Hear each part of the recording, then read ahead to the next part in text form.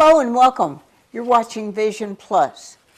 I know that most of us have family members that have overcome the D's in life. In fact, one of the books that we just brought out is called Finding Joy in Overcoming the D's of Life. And the other one is Win in the Dailiness of Life. And the D's, what are the D's? Depression, drugs, debt, drinking, divorce, death, despair, depression, I think I already said that, and also diarrhea, whatever is coming across your life that could take away your joy, that can happen. And most families have been involved in that in one way or another.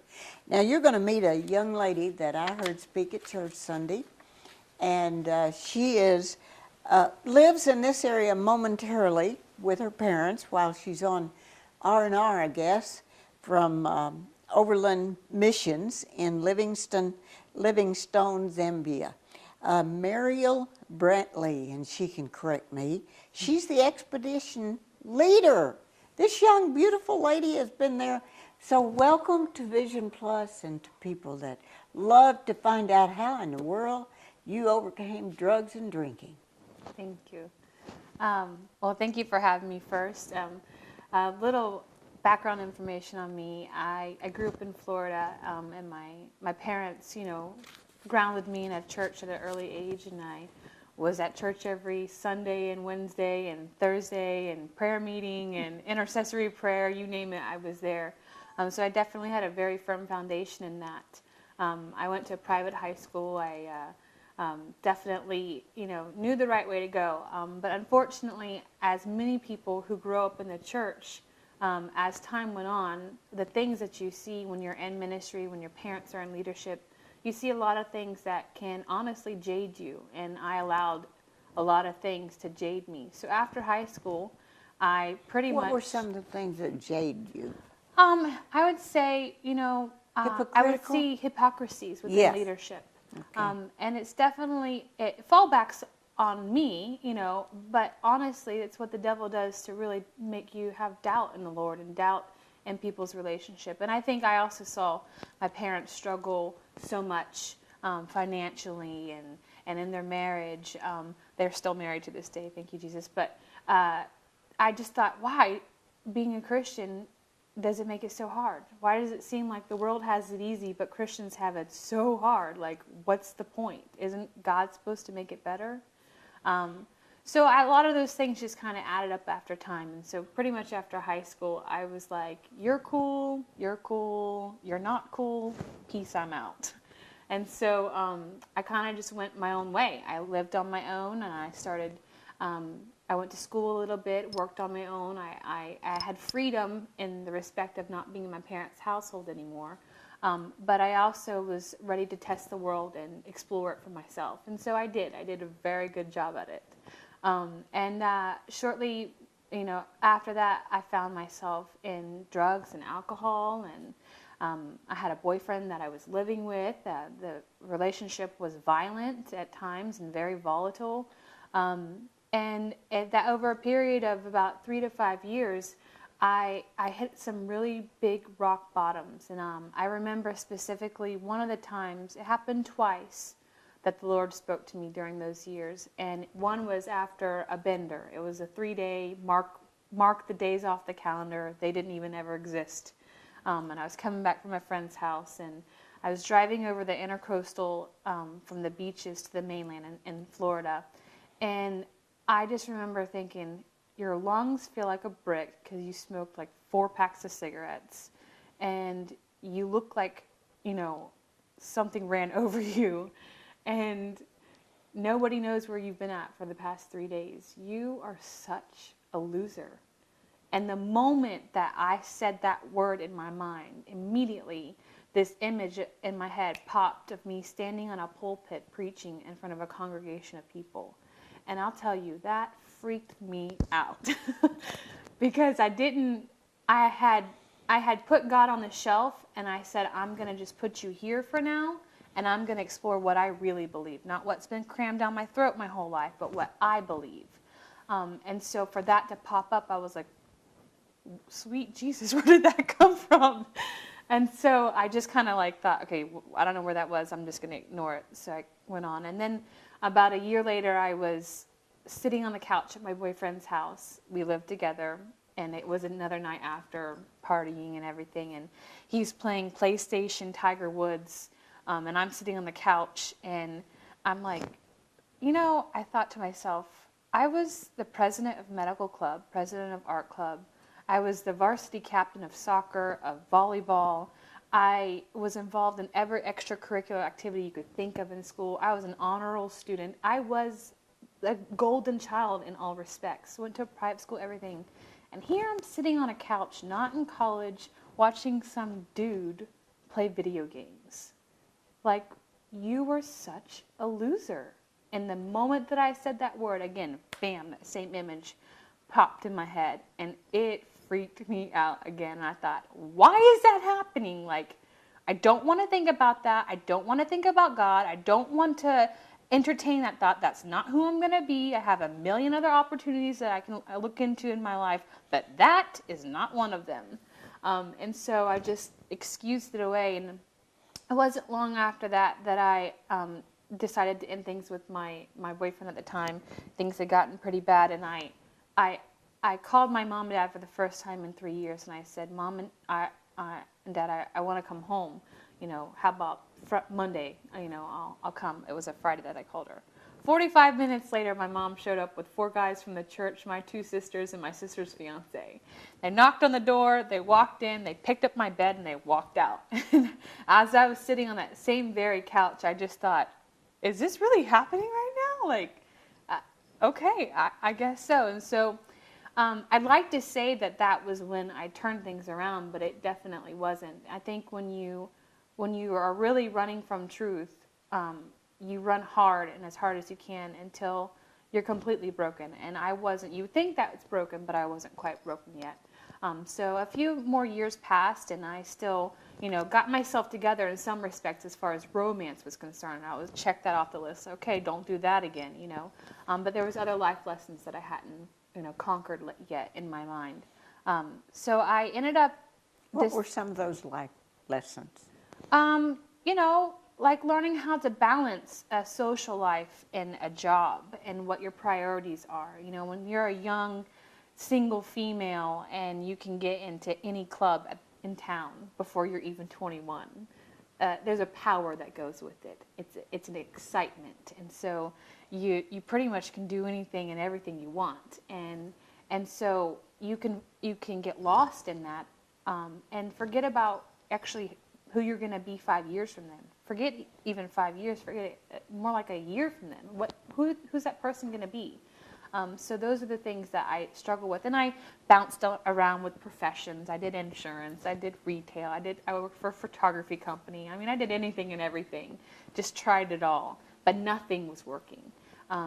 And so I finally was wanting to move from Florida to Seattle because I had gotten into some trouble in Florida. And I thought, okay, I'm going to delete all the numbers out of my phone. I'm just going to start over. And my sister had moved to Seattle, my oldest sister. So I said, okay, I'm going. So just the night before. What kinds of trouble? What kinds of trouble? I actually, specifically, I got a DUI in Florida. And it was definitely not a proud moment. It was quite silly how I ended up getting the DUI. It was one of those nights that I stopped drinking way before I got pulled over, had been drinking waters for hours. I was at a friend's house who she was bisexual, and she had a bunch of her friends around, and that wasn't my thing. I mean, I didn't judge it, but it wasn't my thing, and so I was like, I just want to go home, and so I left, and I thought I was fine, but I got pulled over for speeding, and it was like, well, of course this happens tonight, the one night that I could probably legitimately get away with it. And I did the right thing and waited and drank water. I mean, it was several hours, and I'm getting pulled over now. So I just thought, well, that makes up for all the nights that I woke up in the morning and thought, how did I get home? And then I walked outside and saw my car diagonally parked in the driveway and thought, okay, that was me that got myself home. So Those are the kind of the things that I got in trouble. Like I said, I was involved with drugs. I began selling some of them. I was the girl at the bar that had a grand worth of Coke stuffed on each side of my shirt, talking to the cop at the bar, because if you're talking to the cop, he's not thinking you're the little blondie with a grand worth of cocaine on you. So again, it was one of those power trips, excitement, like, haha, like I can do this and nobody knows anything the better. So I didn't like that part. I didn't like who that person had become inside me. So that's why I wanted to change. But I wasn't saying it was God. I just thought, I'm going to take care of myself again. And I'm just going to recreate myself and, wash all this away and move on. Was that person that you were with and you lived in his house, was he the violent one? Yes. Yes, he was a violent one. I mean, I definitely acted out in moments of jealousy and everything, but he definitely was the violent one. Like how about? And, pushed me in closet, yanked my hair around, dragged me around the house by my hair, things like that you just, it's hard to fathom it now that it ever happening to me.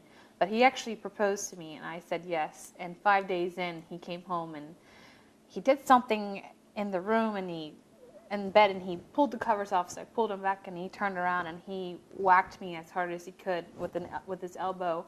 And it knocked all the breath out of me. And before I could even think, the words came out of my mouth, I will never marry you. And it was so forceful and so much authority in the way that I said it that I was like, did I just say that like that? And I was under his control for such a long time that I didn't know, like, okay, what just happened here? So it was definitely one of those relationships that just was not healthy in the least. So I decided to move to Seattle, like I said. And just before I moved to Seattle, one of my family friends that have known my parents for almost 30 years, well, over 30 years now, and they're missionaries. She got on Facebook on the chat, and she, was just messaging me, knew I was going through a hard time. And she, just said all of a sudden once, in one line, and I'll never forget it, she said, why don't you come to Africa? And I'll tell you, I'll never forget that moment, because it was like the moment when the window opens and someone takes a bow and arrow and like looks for the target and like aims and just lets go. And when that arrow hit, it was like the impact, like I wasn't ready for it. I wasn't ready for God. I wasn't ready for anything. But just that simple line, I thought, why don't I go to Africa? You're already moving across the country. You're already wanting to start over. You're not willing to admit anything. So what's to lose? And so I said, okay, yeah, that's a thought. I'll get back to you on it. And so I went ahead and moved to Seattle, and I quickly found out that a geographical change does not change the condition of your heart. You're going to find the same thing anywhere you are. If what's in you is in you, then it's going to be brought out anywhere you are. And so I realized that I needed to definitely make a bigger step. And so I called up my friend, or messaged her, rather, and I said, okay, I'm in. What do I have to do? And she said... Now, what do you mean when you said I'm in? And I know what you mean when you say it doesn't change, because a friend of mine went to a Christian college because her parents kind of coerced her to, and she ended up, she said, I can get more drugs here on the college campus than I even had before. Right. So changing where you are, what you're doing, does not change your heart, as you said. So when you said I'm in, what did you mean? I meant, like, in all respects, I can't recreate myself. I'm in. Like, something's got to give. Something's got to change. And it's not working. I still was not saying that I was going to believe the Lord for this. So she said, okay. Who said that? Your mother or your sister? The woman. The woman's name's Candy Martin, a spiritual mother to me. So she said, okay, you're going to come here for 3 months. You're going to do this program, but you need to send an application. And so I'll send it to you. You fill it out and send it back, and then we'll get this process started. So I get the application to go to Zambia. So I get the application, and this is how arrogant I was. On the application for this missions organization, I write, I'm cool with prayer, just don't ask me to pray. Okay. I thought, you guys can sit in a circle and sing Kumbaya. I'll stand over here and drink some coffee. Mm-hmm. And so what's funny about this story and the interesting part about how God's network is the application went across the desk of a woman, the vice president of Overland Missions. And when I was 12 years old, my family and I hosted a missionary woman, or girl, who needed to come stay with the family. And she was a beautiful woman in her 20s. And all the other missionary families in the church had all boys. They were like, we got to stick her at a girl's house. So she came and stayed with us. Well, fast forward 15 years, it rolled across her desk. And she'd known me since I was 12 years old. Her name was Sharon Smethurst. And Sharon sees Marielle Brantley. I'm cool with prayer, just don't ask me to pray. And she said, just get her here. And so I was accepted into the program, had no idea what the program was. I just thought I was going to Africa for 3 months. Filling out what you'd done before with all these sold insurance, worked retail. Right. It was ridiculous. So I sent out letters to people, friends and family, because you have to raise support to go. And I think I got like $200 in, and I needed to raise $7,000. And I don't think anything of it, because everybody was like, Marielle, you've been a party girl for 7 years, and now you're going to go play missionary in Africa? Okay. So I worked 2 jobs, got as much as I could. My best friend, who's not a believer at the time, called me and said, I don't know why I'm doing this, but I feel like I need to put your airplane ticket on my credit card. You pay the minimum amount for as long as you need till it's paid off. I just know you need to go. I don't know why I'm doing this, but I just know. And I was like, okay, I guess. So August 28th, 2009, I was in the JFK airport, and I was holding a pack of Marlboro Lights in a box with 18 beautiful cigarettes left in it, because I bought the $10 pack the night before. And I looked at it and I said, all right, God, you've got 3 months. Give me your best shot. And I tossed them in the trash can, and I got on the plane to Africa. And I'll tell you, this August will be 5 years from now. So I'd say that the Lord definitely won that round. I ended up going, and I was involved in a missions training program that they do for 3 months. It's kind of interesting when you give God an ultimatum. Don't be surprised if he raises the ante, because not only did I go to Africa on just a whim, really. I call it blind obedience in all essence. But he stuck me with a group of 10 guys in my AMT, my Advanced Missions Training class. And I was the only girl, which now has given me the African name Mutinta, which means one among men, or one among many.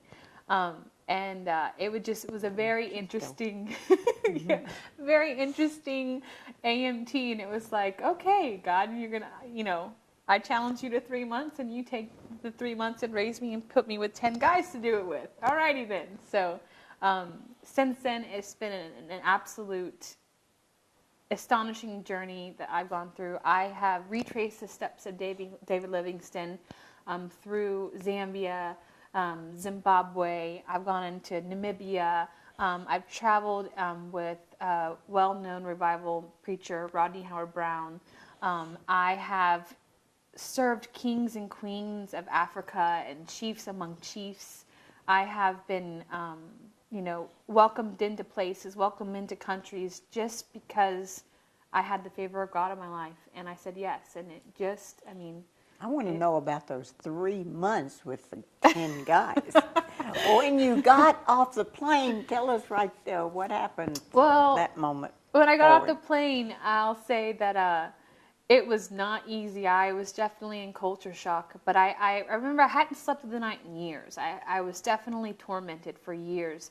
And I remember the first day I woke up, I was like, I slept through the night last night like a baby, like 8 hours straight, like normal people do. I didn't wake up every hour.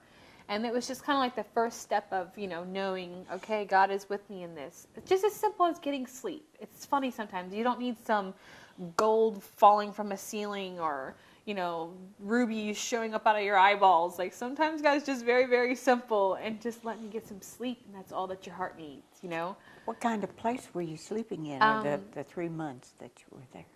I still sleep in a tent. When I'm out on expedition, I sleep in a little pop-up dome tent with a sleeping bag and a sleeping mat. When I'm on the base, I have a safari tent that houses up to 3 other people.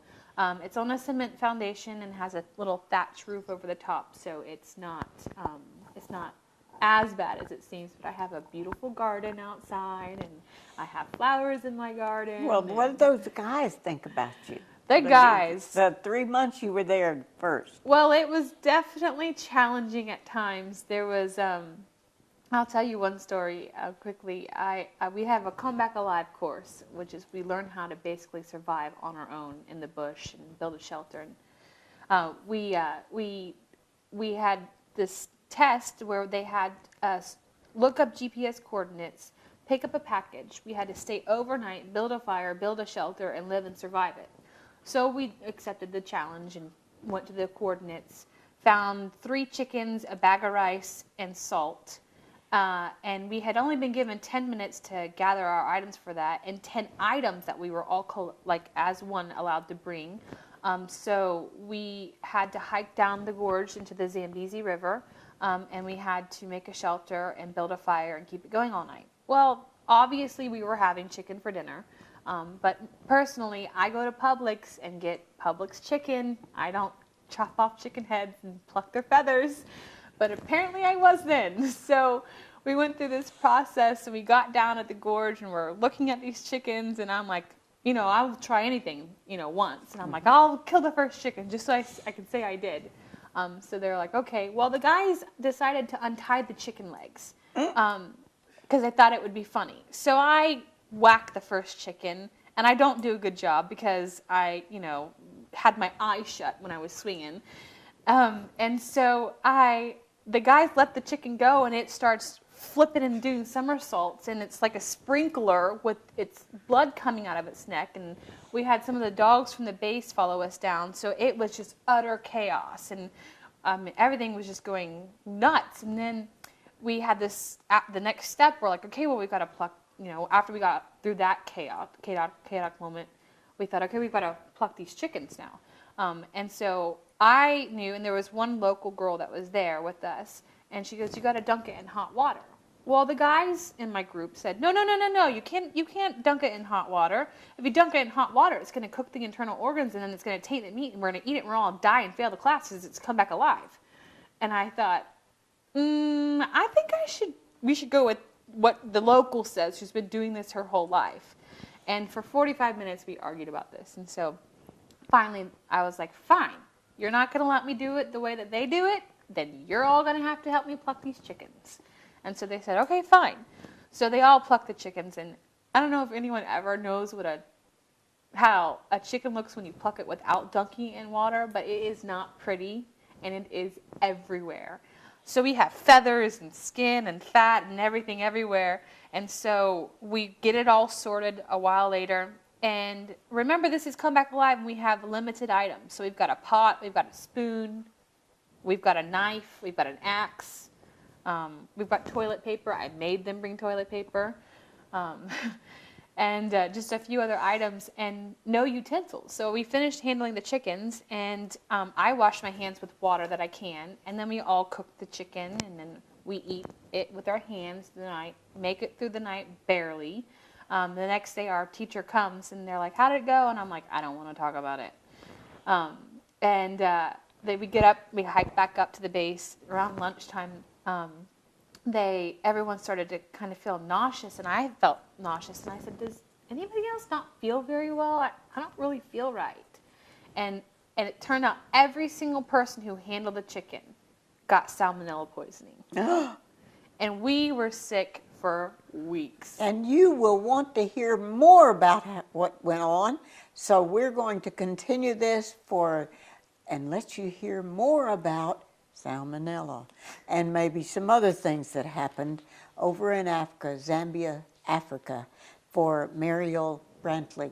And we're glad that you joined us, but by all means, join us next week as we continue this information about overland missions in Livingstone, Zambia, from a girl that was on drugs and drinking, got a DUI and was abused, and so many things. I'm Bonnie Libhart, along with Mariel Brantley. Bless your heart for watching, and watch again. At Lexus of Huntsville, luxury is seen throughout the dealership. We have earned the Elite of Lexus Award 8 years straight because our staff is committed to giving you the best overall experience. Visit our service department with any questions you may have. Let our sales team show you our newest vehicles in the showroom. And feel free to take a break in our customer lounge. Lexus of Huntsville, where you get much more for less than you might expect, on the corner of University Drive and Providence, Maine in Huntsville.